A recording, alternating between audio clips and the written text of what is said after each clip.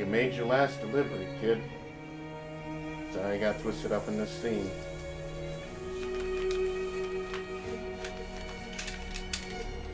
From where you're kneeling must feel like an 18-karat run of bad luck. Truth is, the game was rigged from the start.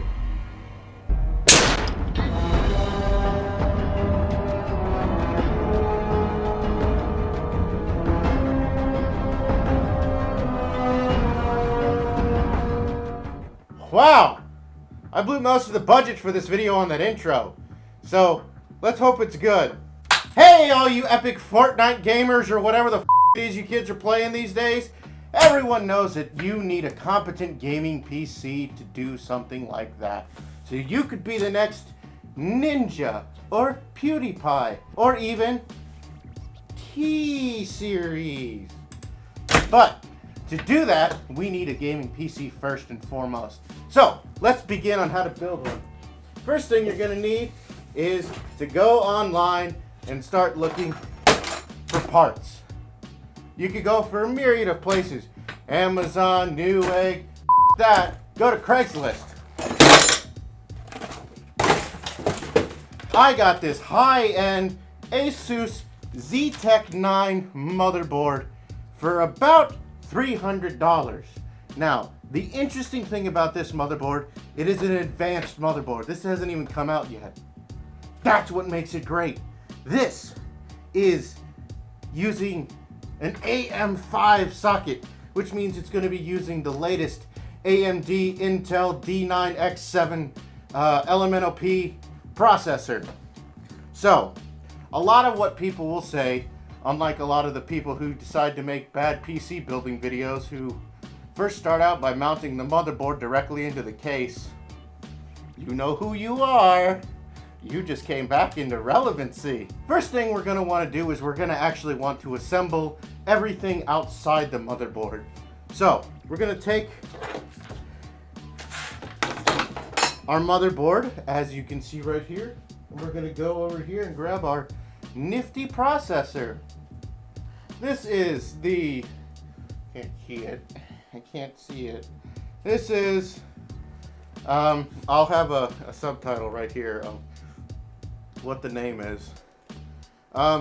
This is a 7 gigahertz non-Agana core processor. So let's go ahead and experience the unboxing of this together. Oh!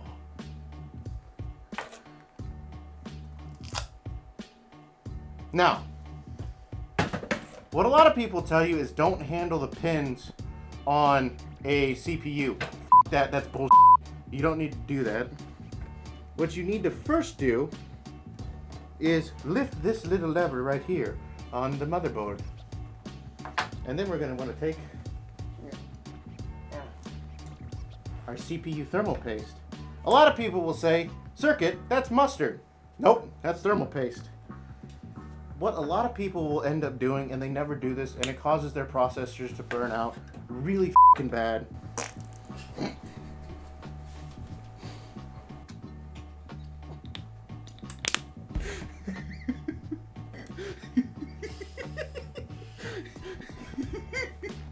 Let's bring it back, let's bring it back, let's bring it back. So now that we have allowed the thermal paste to settle, we need to properly install CPU in there. And there's a little triangle right here that indicates somewhere on the motherboard that it should go in right there. So we take our processor and we line it up.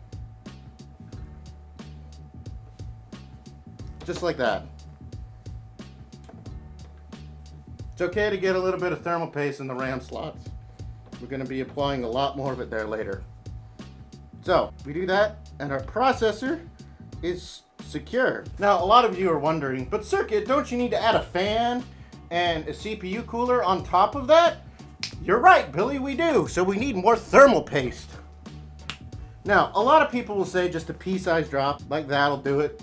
For most applications that's correct, but we want to make sure that our computer is properly cooled. We grab our very expensive and very high-tech AVC Thermalcake Cooler Master 917 in we properly secure it to the motherboard.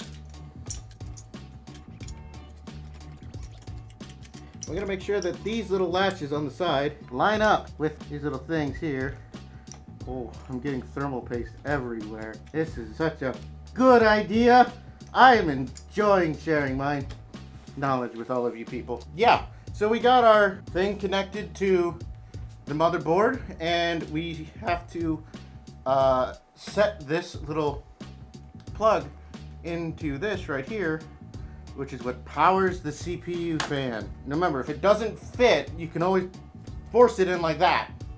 The second thing we need to do is we need to install the graphics card. Now this, you guys might be rocking a 1080 Ti or a RX 480 or something like that. No, this is a prototype graphics card built by NASA to have 16 gigs of GDDR7V RAM. And we're gonna need more thermal paste. There we go. It's very important to put graphics cards like this, specifically in slot 1, because that's where it's got the most chakras. We got our graphics card installed correctly into the first slot. So, now that we have that done, we need to get our RAM. Now that we're back, we actually have the 2 sticks of RAM right here. Now I know what you guys are gonna say. Circuit, but only 2 sticks of RAM? Yeah, you guys are f***ing noobs. This is 128 gigabytes of GDDR5 RAM. This isn't even out yet. Linus Tech Tips, he doesn't have access to this kind of Review Tech USA, he's down at Subway eating a footlong through the glory hole. So, what we need to do right now is insert the RAM directly into the RAM slots. Now this specific motherboard supports quad channel memory, but you can only see that there's 2 slots. So, we gotta be extra careful when applying. Oh wait, we forgot our thermal paste. Everyone knows it's circuit, that's me.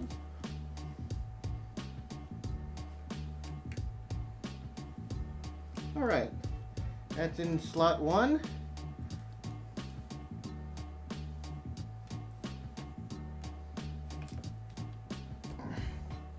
Now remember, if it doesn't fit, you can always force it in.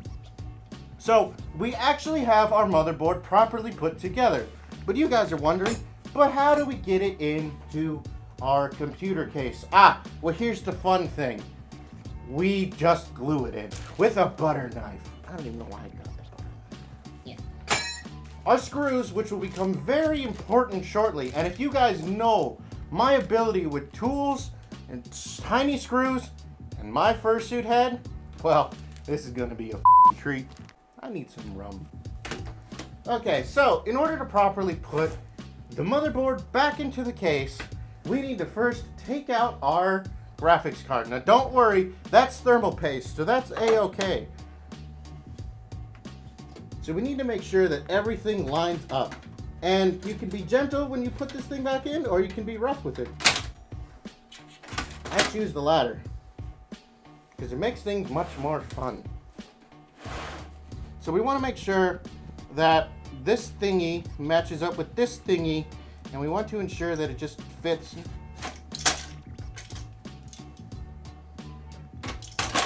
That's okay. We're going for an all-natural air-cooled system anyway. Okay. So inside of the motherboard, you can clearly see that there are certain parts in which we need to put these little screws that are on the desk right there into the computer. Okay, so some of you are probably confused about the dynamics going on right now. This is called Circuit Cam. This allows me to show you stuff that I'm doing up close. Like I'm getting in here, making stories, because I'm a CNN news anchor, and I'm making history. I'm getting mustard everywhere.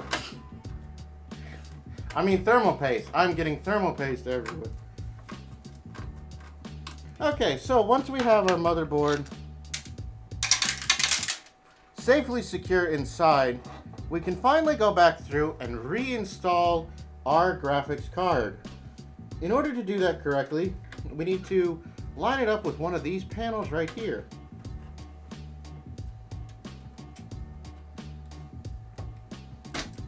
There we go. Just like Mom used to make. Now we need to get our power supply. And in order to properly power it on,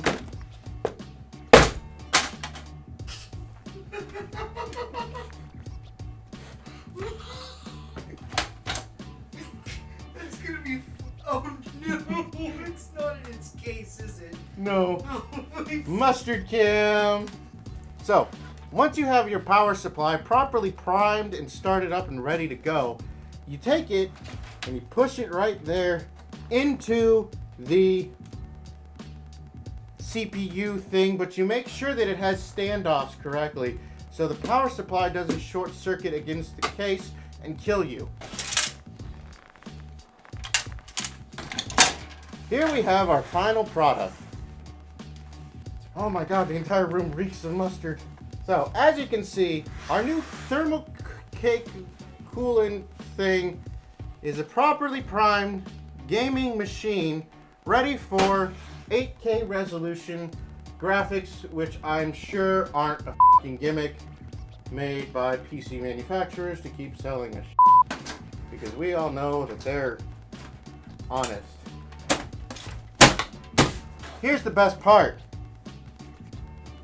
I don't even know anymore. I legitimately have no idea what I'm doing. Time for Circuit to get existential. Okay, everyone, that is this prime gaming machine. This unit right here cost me about, I don't know, $300, $400, $1,000, because this is state-of-the-art technology that doesn't exist yet. I beat Lonnie's tech tips to something for once. Yeah. I'm getting out aggression. My therapist said it's an actual good thing.